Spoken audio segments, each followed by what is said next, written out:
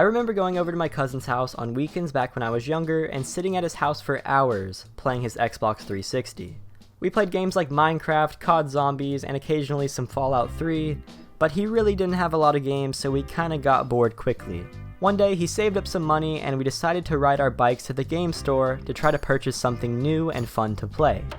Now, one of the first games we saw in there was known as Borderlands. We decided that we were going to buy Borderlands and try it out later that night because it looked absolutely awesome. But, as you guys know, the game is rated M, and at the time we were not old enough to purchase rated M games. I mean, heck, we rode our bikes to the game store, what can you expect? But anyways, we put it back and decided just to get something else because obviously there's really no way for us to buy a rated M game. But later that night his parents got home and he convinced them to let us buy the Borderlands game on the Xbox store and give them the cash for it. His parents were fine with rated M games and so were mine, so it really wasn't a big deal.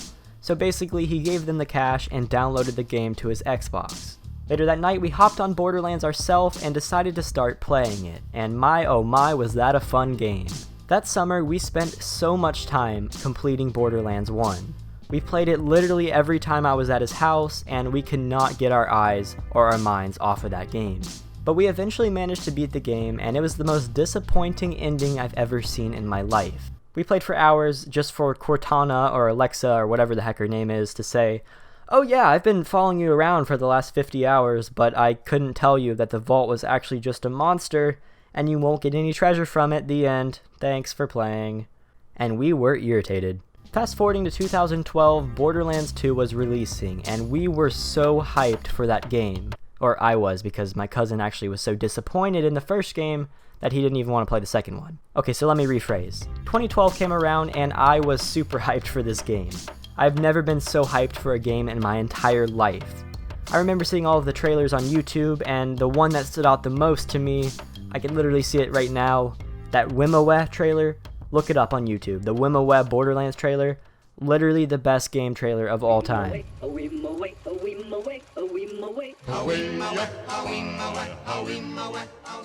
Anyways, once the game launched, you know I was in that line to get that thing as soon as possible. After I fought a few old ladies with my bare fist who were buying the game as a Christmas present, I managed to get a copy for myself. I rushed home, put that thing in my Xbox, and waited.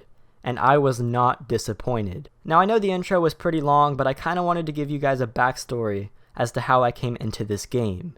But welcome to my reasons and explanations of why Borderlands 2 was such a good game, and still is till this day. It was honestly a masterpiece, and most people who've actively played it probably agree with my opinion. So, you want to hear another story, huh? One where the very fate of Pandora hangs in the balance. If not, too bad, I'm telling you anyway. Now starting up from the very beginning of the game, in Borderlands 2 we're greeted with an awesome intro scene where we're introduced to the events that are going on and what happened since the end of the last game. Finally, some of the questions I had 3 years earlier were answered in this cutscene. The sequence talks about how the vault hunters that existed in the previous game were disappointed that there was no treasure, and they gave up. The narrator then says how they were wrong and that the opening of the vault actually created the growth of some priceless alien element, which a big corporation came to mine. As they were mining, they found a trace of another, even bigger vault than the previous one. And there are now a new group of vault hunters that are coming to this planet to find the new vault. Then the game jumps to a scene of these new vault hunters, which are actually the characters we play as in this game. My point in all of this is that straight from the very beginning, the player instantly gets immersed into the story. Even if they didn't play the previous game, the story is summarized to explain how the player got to where they're at, and what events have led up to what's currently happening. And this is a crucial part of game storytelling. If you want a video game sequel to have a good story, you need to get the player immersed into what's happening, and let them understand how they got to where they're at, even if they didn't play the first game. And Borderlands 2 did an amazing job at this. The longer that it takes the player to get immersed into the story, the more of the story they will miss. And if a player misses a good portion of the story in the beginning, they won't understand events that happen later on in the story, and what causes those events to happen. Kind of like if you watch a movie, and you miss the beginning, you're kind of going to be lost for most of the rest of the movie. Well done! Well done! A bad introduction to the story just kind of makes the whole experience less enjoyable, because you're spending your time wondering what's going on. Now, an example of a game that has a terrible intro sequence to compare to is Mass Effect Andromeda. The intro sequence and the main introduction to the story is about as bad as the lip syncing in that game. This is exactly why we came. A new galaxy? A new ship? I can't wait to get both a little dirty. So it starts out with a narrative that says, civilization moved into space to make a new future. And then we get a super long and pointless block of text that nobody actually reads, and then you just get thrown into some time jump over 600 years later, where they finally made it to the planet or whatever. Now comparing this terrible one to the good one in Borderlands 2, you guys can see how the game did it correctly. We understand everything that's going on, and when we wake up to Claptrap towards the end of the intro, we realize what's happening. The player isn't just thrown into the game, but instead, they realize the events that happen before they wake up and why they are where they're at. Basically, the intro smoothly leads into the gameplay, and the game does a great job of this throughout the entire playthrough. Every event that happens smoothly transitions into another event, and we feel as if everything that happens has a purpose. For example, in the beginning, we follow Claptrap to his house, which results in his eye being stolen, which results in us getting his eye back, which results in us needing to go to the town and kill bandits, which results in us meeting Sir Hammerlock, and the story goes from there. And it all just makes sense, but if you begin to think about it, some games don't do a good job at this. If you look at Fallout 4, for example, a lot of the starting quests seem pointless, and they absolutely do not transition smoothly. You wake up in a vault and begin trying to find your son. You then talk to Codsworth, who then tells you to go to Concord, where you meet the Minutemen. Then you fight some raiders to help the people you just met, which then takes you to Diamond City to find more information about your son. The other stuff was just unnecessary. It literally transitions to you losing your son, to fighting raiders, to going to Diamond City to find your son. I don't know, it just doesn't make sense. I'm not getting off topic though. That's what I'm saying. Borderlands 2, unlike other games, does a great job at smoothly transitioning the story, and that's what makes the gameplay so enjoyable every single time you replay it. The quests in Borderlands 2 all seem to have a point, and it really doesn't feel like you're running around doing pointless things. Even though the game is known as a loot grinding game, the story and quests don't get repetitive, and it seems like every quest helps to make progress in the main story of the game. And this is again why the game has so much replayability.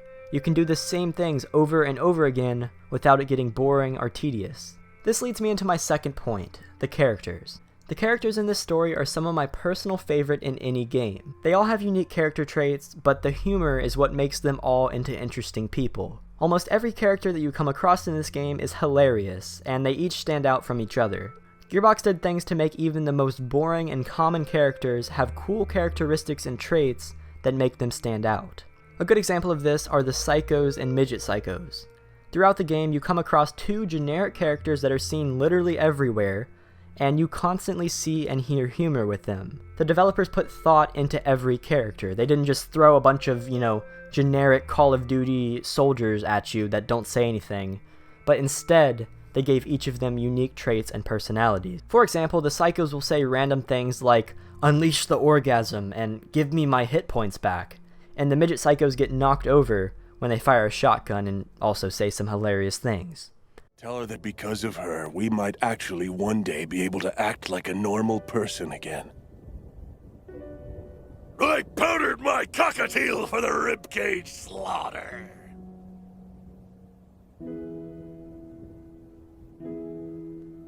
Huh. Close enough. All the basic characters have super unique traits that you see all the time throughout the game. But it's not just with the basic characters. Those boss introductions, oh my gosh.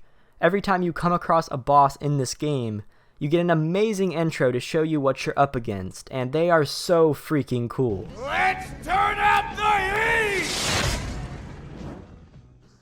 I'm not going to go in depth with this one because you can probably see it, but oh my god, check these things out. And the introductions are cool for the boss fights, but they're not the only cool part. It's not like they just throw you a flashy introduction and then throw you some super bland characters. The fights themselves just feel amazing. They're never too hard, but at the same time they do face you with enough of a challenge to make the game enjoyable. I don't remember a single easy fight except the very first one against Knuckle Dragger, which was more or less just an introduction to the game, so that's kind of expected. Gearbox makes every single fight unique by adding new areas, new obstacles, and new fighting mechanics that the bosses use just to make sure that every single fight feels fresh. But with these bosses, one thing that absolutely sucks in this game is the boss loot drops. I mean, they're not that bad, but like, they're not consistent at all. You'll get like a great drop one time, and then the next time, you'll fight a boss for 2 hours to get some stupid stick or something. Sometimes it just feels disappointing to fight a boss for a long time, just to get a cheesy pistol that you already have or some shield or something. I mean, don't get me wrong, like I said, some of the drops are good, but some of them are just disappointing, man. So the game has a good story and introduction, great characters, and amazing boss fights. But of course, that isn't all. Oh no, we're just getting started with this beauty. One of my favorite things about this game is how it makes you feel confident and like you have this in the bag, and then boom, enemies that are way out of your level come up and absolutely destroy you. A good example of this is in the very beginning for me personally. Once you walk through the scene up until the point where you meet Sir Hammerlock, the game is easy. All you ever see are level 1 enemies, you fire a few bullets at them and you kill them instantly. It's honestly super easy. But once you meet Sir Hammerlock and you go in the first real mission, they instantly throw much higher level enemies at you. Now, to an experienced player, I'm sure those are still easy, but coming from the level 1 enemies that you previously see, a new player will 100% not expect the sudden difficulty increase, and they will probably get destroyed if they're not careful. If a game takes a spoon and feeds you easy enemies throughout the whole game, Fallout 4 again, the game gets boring, and you end up running around and becoming an invincible human bullet shield. But with Borderlands 2, even at level 25 plus, there's still a good mix of easy and hard enemies to keep the gameplay interesting, and again, this is one of the things that keep people playing this game even after they've beaten it. Now onto the most obvious and expected part of this video, the graphics and the look of the game. Now the way this game is designed just makes it look ageless. It'll always look good and can be played for many years in the future without people looking back at it and saying, "This looks so bad, I really don't remember it looking like that." The cel-shaded and slightly cartoonish graphics make the game look good and run on pretty much any computer or console, and the thick black borders around the characters help to make them stand out from the environment. And another thing about the style, it's unique and it stands out. It's honestly just a refreshing look, and it makes me happy to see and play it, and brings back memories. Sometimes I get tired of the super realistic Uncharted, Call of Duty, Battlefield, Far Cry 4 type things. It's like all of those games look the same. I like seeing something different and unique. You can always come back and replay the game and never question the look of it. Another thing that makes this game so enjoyable and replayable is the freaking loot. The main concept of this game is pretty much grabbing all of the loot you can. Loot is everywhere, in trash cans, in dead bodies, in rocks, in toilets, you name it. There are so many different weapon loadout combinations and loot configurations that you can probably play through the whole game 5 times and never use the same weapon combination. In order to get the best loot, you have to fight increasingly difficult enemies, which requires different combinations of weapons in order to properly defeat them. The enemies pretty much level up as you do, so there's always a challenge in front of you, and you always need better weapons to defeat them. You're not going to be a level 25 fighting against some basic level enemies that you kill in one hit. It's just not a thing anymore. Some weapons have multipliers that deal more damage to a certain type of enemy, and other weapons have special effects such as fire or electric. They're hidden in pretty much every corner of the world, so a good player wants to spend all possible time exploring, looting, and finding the next weapon that's better than the one you have. In Borderlands 1, because of the randomly generated guns, there are a record-breaking 17.75 million weapons in the game. But Borderlands 2 has way more than that. The scale of this game is honestly amazing to me, and it deserves a lot more credit. And by scale, I'm not exactly referring to the size of the world. The world is kind of closed off and there's only certain areas you can go to, and it's not like an open world experience, but you don't need an open world experience in a game like this. Look at No Man's Sky, the most open world game of all time. There's nothing to do. As long as you fill the maps with enough stuff to do, you don't need an open world. I just don't get why games these days are pretty much marketing themselves as open world for their #1 trait. I understand that people enjoy doing what they want to do, but just because the game is an open world doesn't mean that there's gonna be more to do. Gearbox does a great job at filling in the world with stuff to do. You never get bored and you never feel trapped. While you may run into an invisible barrier here and there, you don't feel like they're in your way. They very rarely come up, and it just feels like you have full control, even though looking down on things you really don't. I just love the way this game is designed, because you never really get bored with the small amount of things that there are to do on the map.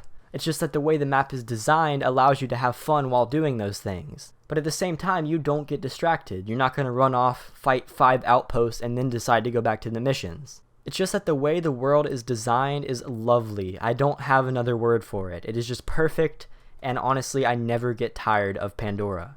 So to recap, starting from the very start of the game, the player gets a good feel for what's going on in the story. The game does a great job at helping the player really feel like they're involved with what's going on. The story then follows a great logical path, and the quest makes sense. Throughout these quests, you're met with memorable, unique, and diverse characters, all of which are introduced with humorous, flashy intro scenes. As you play the game, you begin to feel like you're a master, and you know what you're doing, but then the game switches it up on you and absolutely destroys you. The game looks amazing, and the replayability is great. And these are just a few of the things that make this game so amazing. But now for my final point on why I feel as if Borderlands 2 is such a great game is this. The game is simple. There are no complicated mechanics, no crafting, no loot boxes, none of the stuff that ruins modern games. And that's just something that I really love. It seems like these days AAA titles end up being ruined by cosmetics and other pointless garbage that just gets on my nerves. It is honestly just super refreshing to go back to a game where none of this stuff was around. I really don't know when all of this started happening, but it seems to be getting worse. Anyways, let's take a look at how Borderlands 2 is played. In the game, you run around, kill enemies, and grab loot. You can use special abilities here and there which go away after a short duration of time, but everything else involving gunplay is pretty basic. You shoot, throw grenades, and fight. That's pretty much it. The premise is simple, and there's no special movements such as lunging and rolling and dodging. Simply run, jump, and shoot, like I said. There's no overly complex and unnecessary weapon crafting, no pointless race missions, and none of the stuff that just takes you away from the game to do other things. Like I said, it's simple and the game is meant to be enjoyed as it is. And the fact that this game has brought so much enjoyment to its players without the use of these fancy and unnecessary mechanics goes to show that a game doesn't need to be overloaded with features in order to be fun to play. A game is defined by its gameplay and what the player is doing, and the mechanics are always the most important feature of a game. More isn't always better. You can have a simple game with few mechanics and it could be much better than an overly complicated game. More developers need to do what Gearbox did with this title and remove everything that's unnecessary and make games simple again. In conclusion, I'm sure you probably get the memo, but I love Borderlands 2. I'll be replaying it over and over again and I'll probably never get tired of it. But I want to know what you guys think. Let me know in the comments below if you love or hate this game, or if you agree or disagree with me in this video. I love seeing your feedback, and I honestly really enjoy making videos like this. A lot of people are going to say, Robo, your channel is just becoming one of these game review channels, and I apologize if that's a bad thing, but it's just that this is something that I really enjoy. I love voicing my opinions on games, whether they're good or bad, and seeing what other people think about it as well. So once again, please let me know in the comments because I'm super curious as to what you guys think. I'll see you guys next time, and if you have any recommendations for games you want me to talk about, please let me know in the comments below. I'll see you guys next time, and peace.